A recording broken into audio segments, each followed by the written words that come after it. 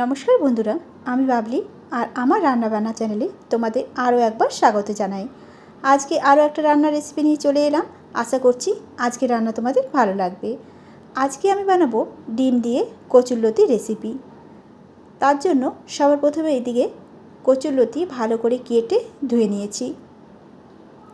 আমি ঠিক এরকমভাবে কেটে নিয়েছি লতিগুলোকে। এবার লতিগুলোকে একটু নুন দিয়ে ভাপিয়ে নেব।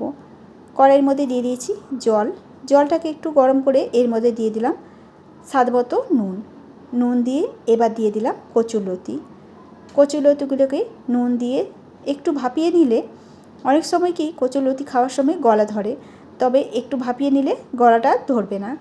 কিছুক্ষণ ঢাকা দিয়ে রাখলাম।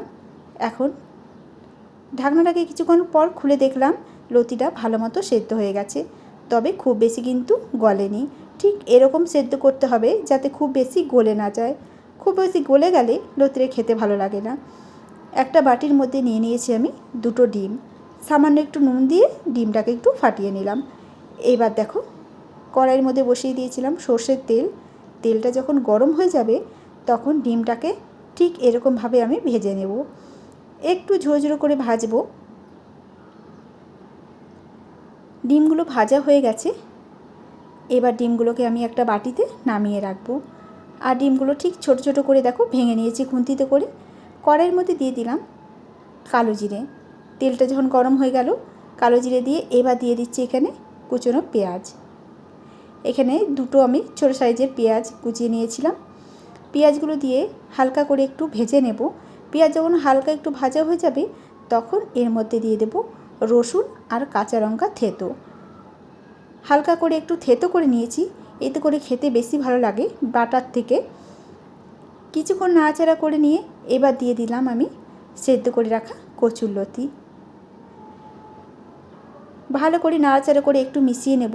কচুরলতি তোমরা অনেকভাবেই খেয়ে থাকো, একবার এভাবে বানিয়ে দেখবে, আশা করছি তোমাদেরও ভালো লাগবে।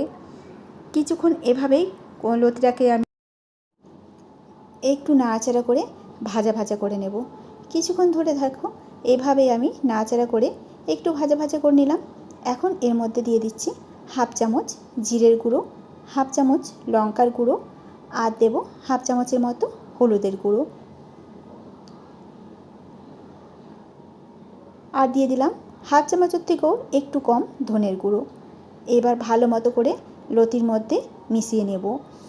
এই রান্নাটা একটু শুকনো হবে আর ভাজা হবে, খেতে ভীষণই সুন্দর লাগে গরম ভাতের সাথে খেতে।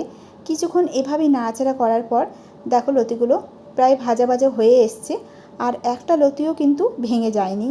এরকম লতিটা খেতে বেশি ভালো লাগে। খুব একটা গলে গেলে সেই লতির স্বাদ পাওয়া যায় না। আর এখন দেখো দিয়ে দিচ্ছি সামান্য একটু চিনি আর দিয়ে দেব পরিমাণ মতো নুন আর চিনি দিয়ে আবারও আমি লতিটাকে কিছু সময় ধরে ভাজতে থাকবো।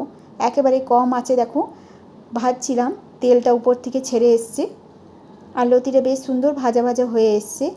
এরপর দিয়ে দিচ্ছি আগে থেকে যে ডিমগুলো আমি ভেজে রেখেছিলাম সেই ভেজে রাখা ডিম দিয়ে আবারও ভালো করে মিশিয়ে নিতে হবে। ভালো করে মিশিয়ে নিয়ে আরও আমি এটাকে কিছুক্ষণ ধরে এভাবেই রান্না করে নেব। কিছুক্ষণ পর দেখো ঠিক রান্নাটা দেখতে এরকম হয়েছে। তৈরি হয়ে গেল আজকে ডিম দিয়ে কচুরলতি। এবার নামাবার আগে দিয়ে দিলাম 4টে কাঁচা লঙ্কাটা দিলে খুব সুন্দর একটা গন্ধ বেরোয়।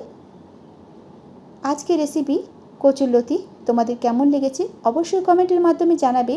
আর যদি ভালো লাগে ভিডিওটাতে একটা লাইক করতে একদম ভুলবে না। আজকে রান্না এ পর্যন্তই।